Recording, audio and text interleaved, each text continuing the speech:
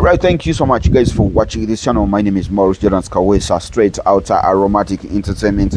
I love you so much. If you love me, I hate you if you do not love me. Yes, thank you so much for being here. Channel kwoli bajita Maurice Jordan's K Media. Ate omwerezawo omulungi nnyo, omwerezawo wakabi, omwerezawo gotula mu ntebe nogamba yes nze siva kweno channel. Yes, nze siva wano woka we nino kubeera bamwita Maurice Jordan's Kawesa. Ono mwana buli lwabanga ali ku channel, ono mwana buli lwabanga atudde ku TV yange ngaweereza.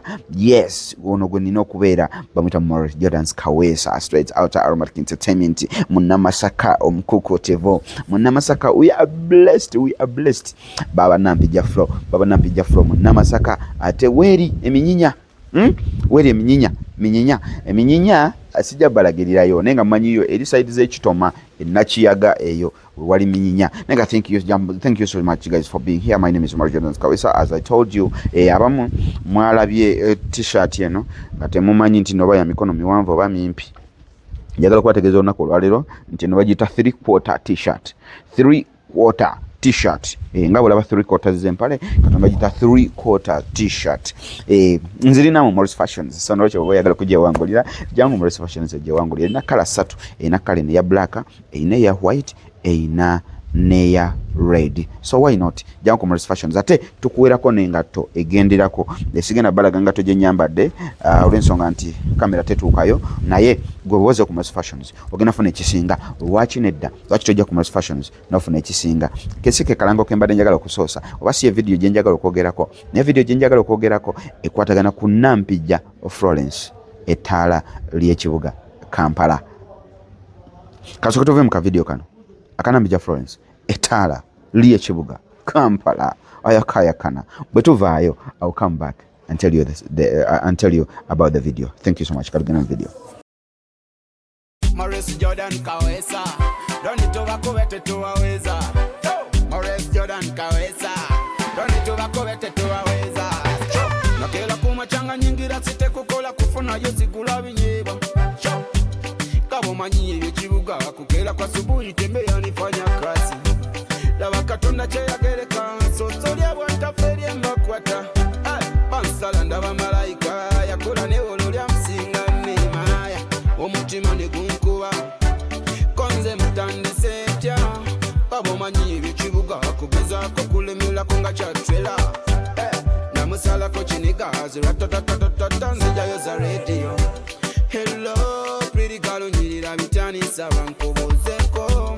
Amanya bampita Maurice ne bampita Jordan kiba kyekimu. Yengo nyirira mateeka saba kukadde tunyumye nze naawe. Yangamba talina biseera genda magoda diwe ya mutumye kawunga. Konze sekse naawe bakukanamba naawe. Tunyumye mungo tusikimu bibiri bisatu tulabe teyo. Ono mwana wa biroda nyirira kufa yansima na musima. Talina we yatyama nedda yatyali waka yanfumbire digobe. Ono mwana wa biroda nyirira kufa yansima na musima. Talina we yatyama kyeyagereka sosolya bwantaferi mbakwata. Bansala ndaba malayika yakola ne ololya msinga nemaya. Omutima ne gunkuba konze mutandise ntya. Kabo manyi ekibuga kugezaako kulemerako nga kyatwela. Namusalako kinigazi ratatatatata nzijayo za radio. Hello pretty girl nyirira bitani saba nkobozeko. Amanya bampita Maurice ne bampita Jordan kiba kyekimu. Yengo nyi Anyway, bino mwena mujja kufuna package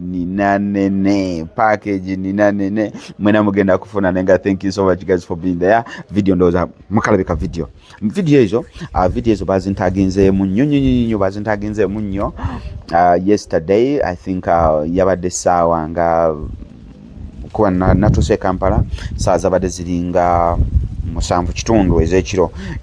Nengenda ku TikTok netandika okulanga bantagizeemu, nengenda ku Facebook nga bantaginzeemu nga bambuuza what really happened. Video tuziraba zikyatsulatinga ku TikTok and YouTube, ku TikTok and Facebook, but we do not know what's really going on.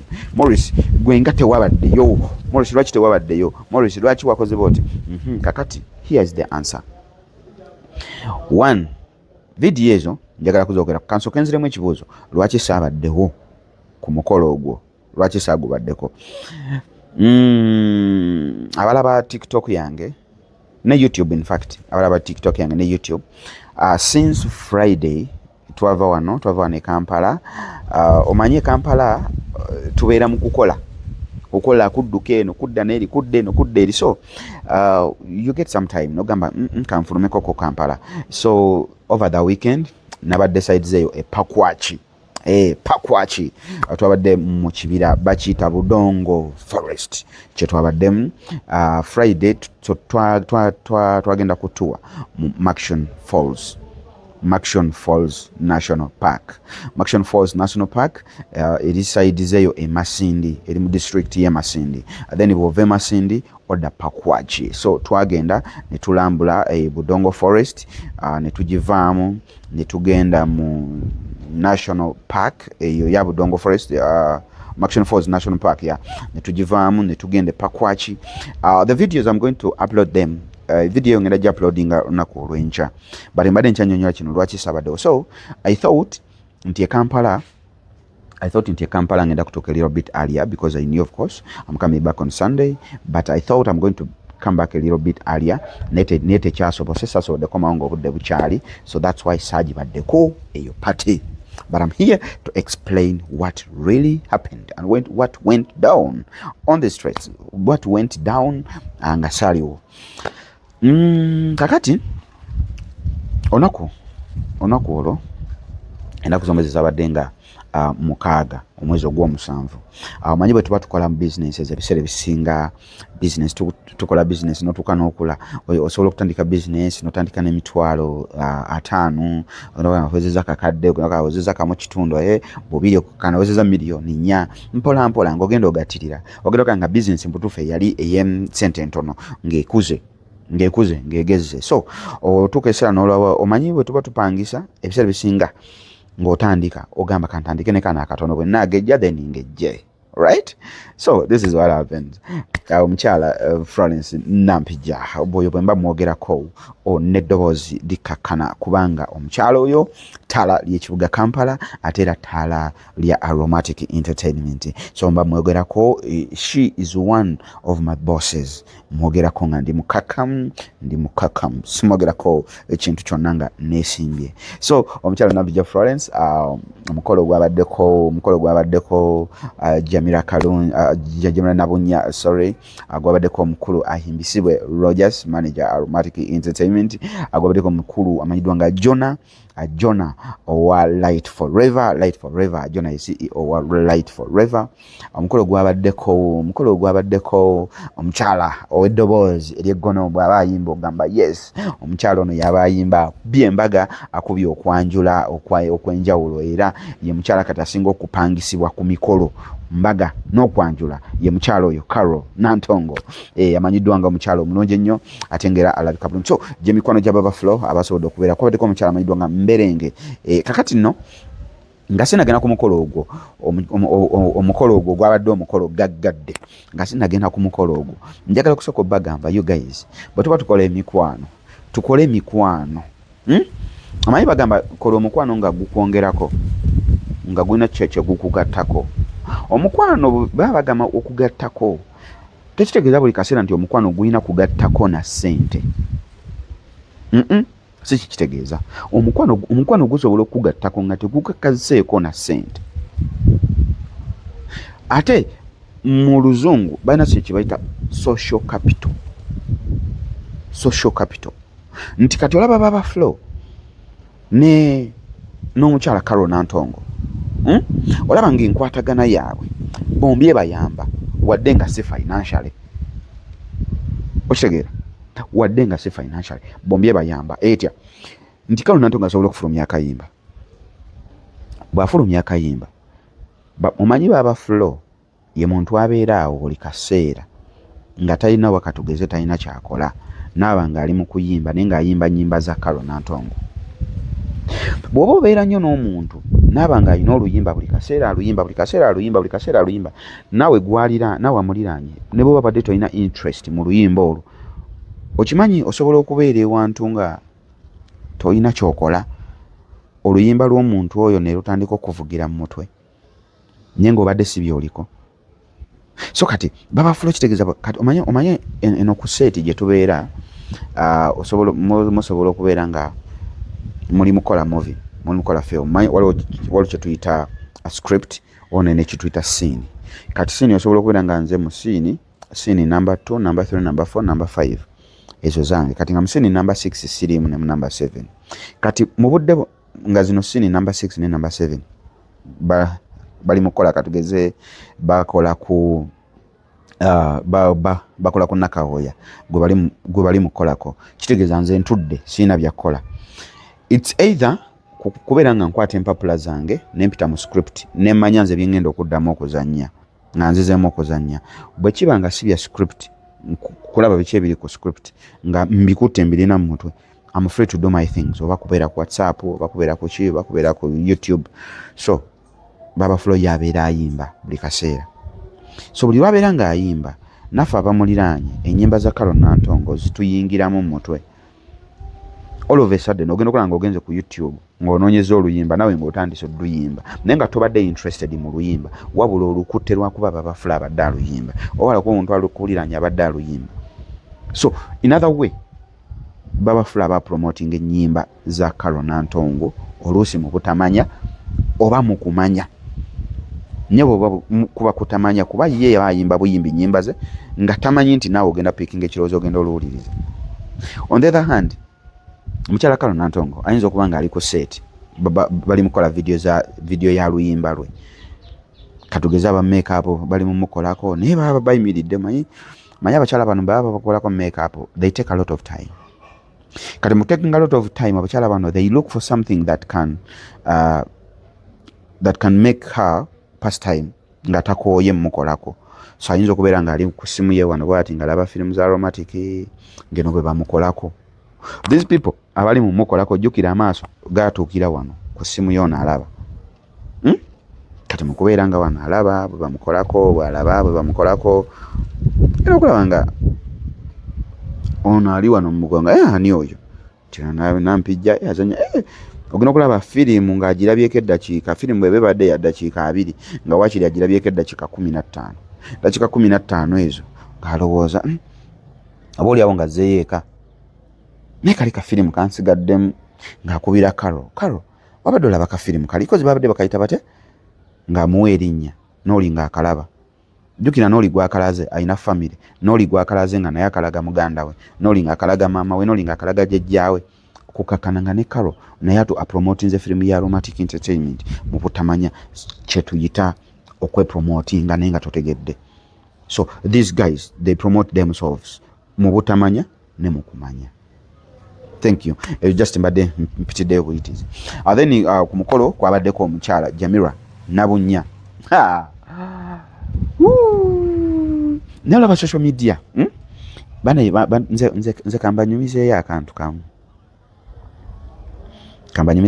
kamu. Munansonyiwa ngenda kutuuka ku kinyusi wali ekyokubabulira omukolo guno ogwabadde about what. Naye nina scenarios ze nalabyemu. Omanyi kati fe ba critique. Omanyi amwe critique fe ba critique we say things ne tubiraba naye bw'omala okiraba ekintu ekyo ne kikulowoozesa. Bw'omala okulowooza n'otunula mu maaso gaakyo. Kakati omukyala Jamira Nabunnya ali mu romantic entertainment but bwe yabulamuko akaseera akatono you people talked a lot. Simwe mwayogera simwe bali those people those ones they talked a lot. Era avudde mu aromatic era kati bekyayine Nampijja Florence era kati omukwano guweddewo era kati kino era aromatic yagivuddemu ye bannaye Nabunnya kati agenda kuzanyirawa. Fenga tusirise omanyi ebiseera ebisinga social media eno weewalanga nnyo okwogera ekintu tembo kiba kibaddewo weewalanga nnyo okwogera because buli lw'oyogera ekintu ne kivaayo ng'ekintu kyogedde si kituufu. These people they will bring this video back bakugambe wayogera ki ate nga tulaba kirala kati natandika okwewozaako naye bw'oba tolina kye wayogera there's no one is going to pin you tewali because you said nothing okitegeera so abantu bayogera ebigambo bingi nti nabunyavudde mu Aromatic Entertainment naye nga nze najja nembagamba Aromatic Entertainment company nga company endala zonna bw'oziraba nti company zonna zibamu leave okitegeera osobola okujja n'ogamba nti no mukama wange nsabamuko leave ya mwaka ya myezi 2 tekitegeeza nti n'omuntu bw'asaba leave kati kambabuuze nammwe mwali musabyeko leave ku mirimu gyammwe baba bagoba baba tebagoba leave kitegeeza kugendakoko oba oli awo ng'olina byeyagala okumaliriza ne bakuleka n'ogenda n'omaliriza ebintu byo after n'okomawo kyekitegeza nti bagobye so people talked a lot nampijja ayawukanye ne Jamila era Jamila avudde mu Aromatic Entertainment tannavaamu okujjako nga bwe munaabulaba ku social media platforms ze katugeze YouTube katugeze TikTok oba Facebook ng'alangiridde ng'ataddeyo ekiwandiiko nti bana envudde mu Aromatic that will be a confirmation but if that kiwandiiko is not yet out please she is still a member akyazanya naffe muntu waffe member wa Aromatic oba kyeyakola yasaba muko leave abeeko ne byatereza then bwanamala obitereza akomewo era akyali member waffe that's why mumulaba because twamulaba ku birthday ya friend we omukyala Nampijja Florence twamulaba yaliko so ekire ne kweno pate twamulabye ate ebyo byokka bye tukkiriza okubeera nga tumulabako bingi bye tutalaba gye babeera okitegeera bino bye tulabako just because ntino bino bibeera mu mawulire kati kitegeeza bingi bye bakola bye tutalaba nga byabwe bonga abantu so they are still friends and they are still friends so kwabaddeko omukyala Mberenge she's one of the ladies abali so close ku Nampijja Florence yes so close atolebeko omukulu amanyiddwa nga Jonah Light Forever CEO gwe nango otawanyizibwa amasannyalaze emusanze gakutawaanya alina kizimbe Jonah ngenda kujja mpe sente z'akalango anyway gwe nawe nango otawanyizibwa ekizimbe otawanyizibwa okubeera nga amasanze gagenda olina company amasanze gagenda toyina standby generator Light Forever muyite abeere nga akuteerayo pano waggulu pana ziteekeyo obeere ng'ofuna amasannyalaze 24/7 oba gagenze oba tegagenze gwe obeere ng'osigala oyaka Light Forever waali okubeera nga ate akukwatako anyway kakati ensonga ya pate eyo mbagambye nti no business omuntu atuuka n'akula nabeera ng'asobola okubeera nga kati yeekolera nga agaziye so omukyala Nampijja Florence alina edduuka alina company bagita Florals Secret oba alina edduuka eritunda engoye ennungi ennyo gwe nange oyagala by the way abagoberera Florals Secret ku TikTok account abagoberera Florals Secret ndowooza musobola okulaba ebintu Florals Secret byekola engoye weziri ezirabika obulungi by the way n'abantu ba Aromatic Entertainment abasinga Florence Nampijja yabambaza so engoye weziri za mulembe yennyini yazetikira n'azituusa wano so nawe ne bw'oba oyagala kusuubula Florence asobola okusuubuza engoye jangu osobole ku Florals Secret kakati omukolo ogwo yabadde grand opening eya Florals Secret omanyi grand opening kati olaba nti osobola okukola business katugereze ddala ku dduuka gwe n'okeera ku makya n'ogenda n'opangisa ekifo n'ogula engoye zo n'oteekamu amasa n'oteekamu each and everything n'oteekamu engoye zo n'otandika kutunda oba ogguddewo business oba otandise business yo naye teba grand opening ebeera pate eno ebeera eyongera okusindika emikutu n'okusindikira abantu abalala nti kati kino ekintu kyange nkiguddewo officially officially. Things can be operating. For example, Morris Fashions, Morris Fashions is operating. Morris Fashions ekola weeri, leero weeri, enkya weeri, luli weeri, buli ya tutunda engatto weetuli, but tetwakola grand opening ebeera pate eyo eyaniriza abantu nti kati bane kati nziguddewo. So baba Flo kye yakoze, talala ekibuga Kampala yakoze grand opening eya Flora's Secret ate nga era tuli kati ku kizimbe ekimanyiddwa nga MS Building esangibwa Kabuusu. Kati abatamanyi Kabuusu, MS Building esangibwa Kabuusu kwekuli edduuka lya Flora's Secret. Atamanyi Kabuusu bw'oba ova ku lw'e Masaka vuga Busega Nateete Nalukolongo then Kabuusu gwave Masaka. Bw'ova side zene Kampala oluva Rubaga ku church bukirizaawo awo bayita Kabuusu. Bw'ova side zeno Ntebe ng'osazeewo okuyitira wano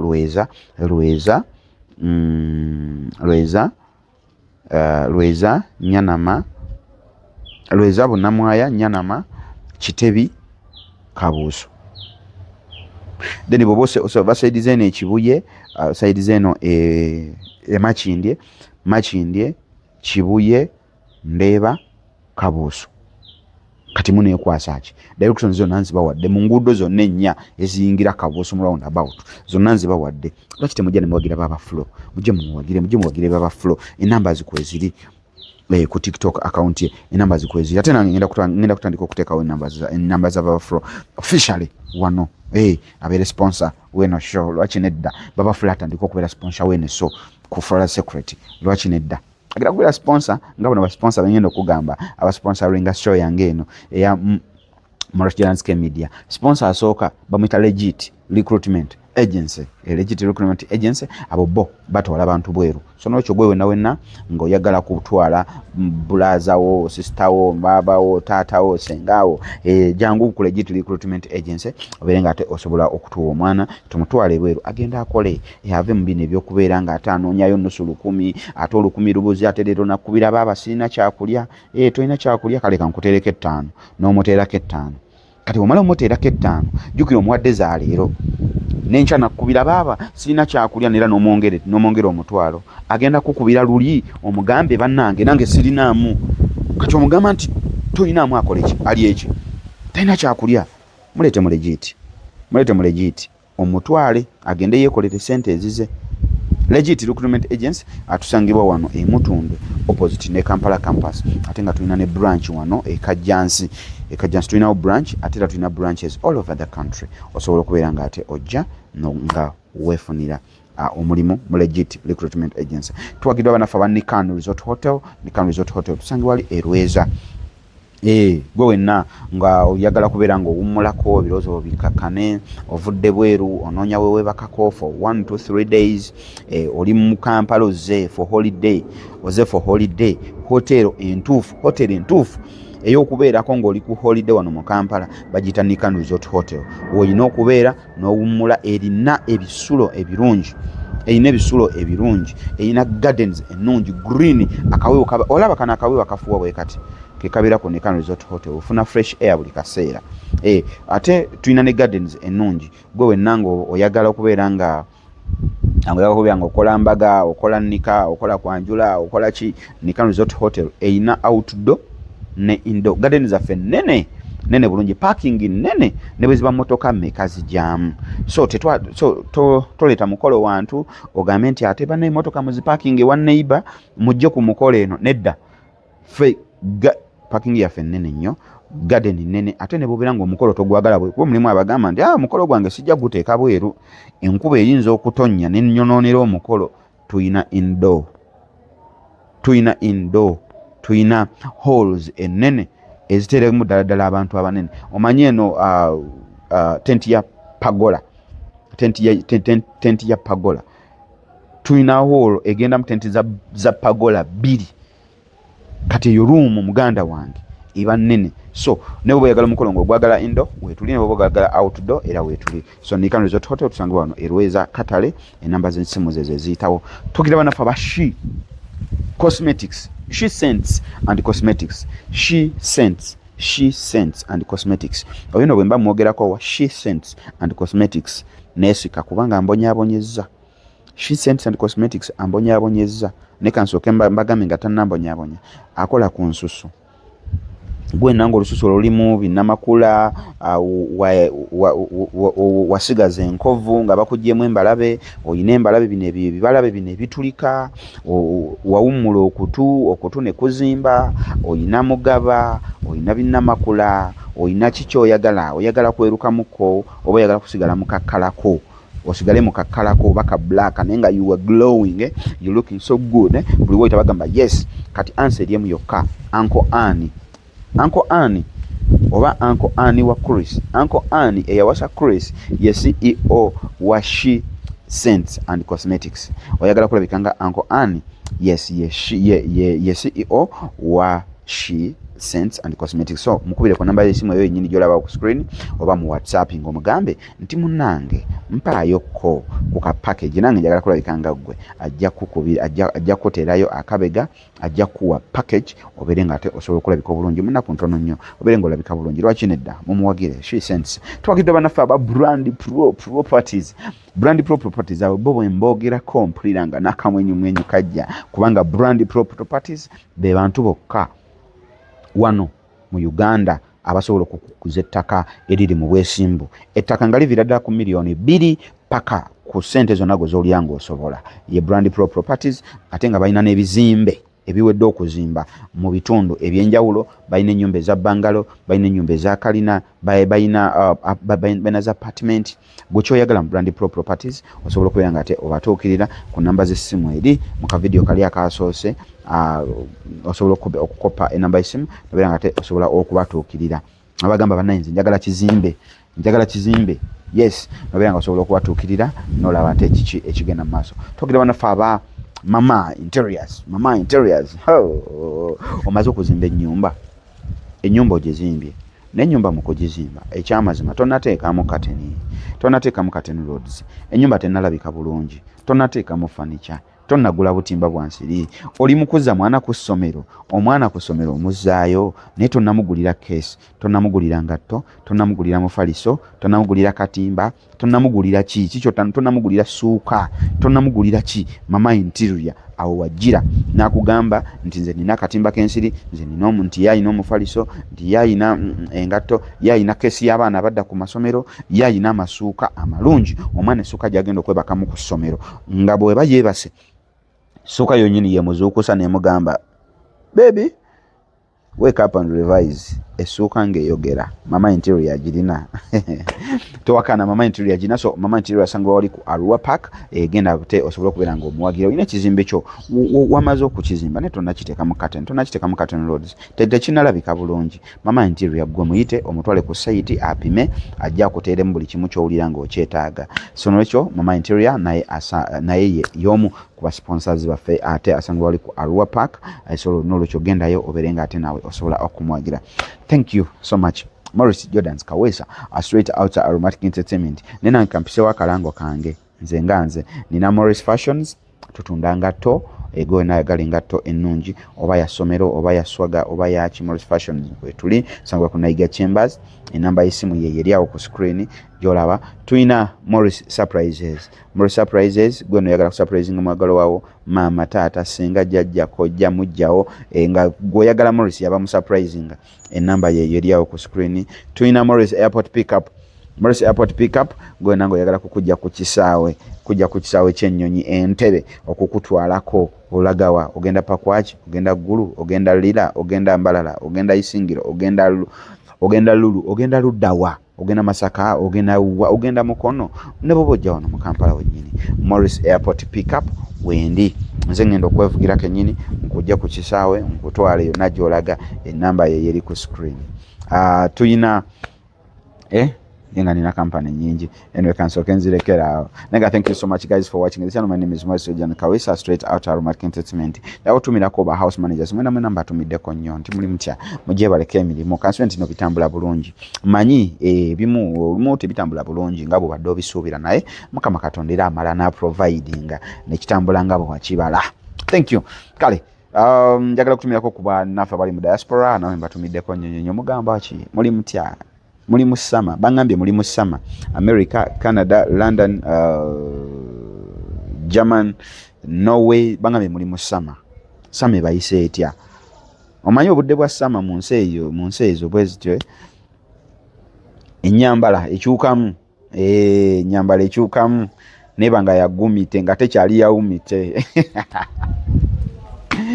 nekamba sabire namwe asama nendoza sama tesinga bakosa nnyo nga winter ndoza winter yebakosa nnyo kiri awo sama ndoza tebakosa nnyo as such right winter ndoza isinga bakosa nnyo ne munjogoga nnyo ya nekamba sabire namwe mubere bulungi. Aromatic Entertainment tubagala mwe bali kulaba savage mwe bali kulaba pick and play mwe bali kulaba ignorance. Thank you so much.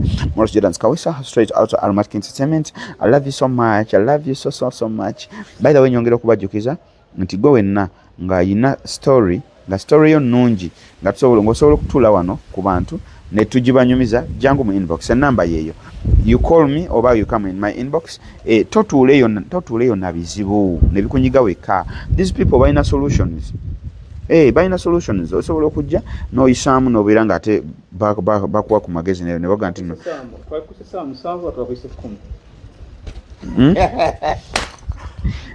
mwapise saa mega fit bro chechiro ono director wange director Mutabi Farouk mumumanyi sija mwogerera bingi ate ngera ye director jealous oli ku legit oli kuki legit mumaze nikani mumaze mama interior mumaze she sent mumaze wa ani tutwina ne company empya kati yazira nayo yegenda tuwa sente ya paint kyakabinyo yaman nange nja kupaintinga. I mean so director wange oyo director director chakabi bro mwambise saa meka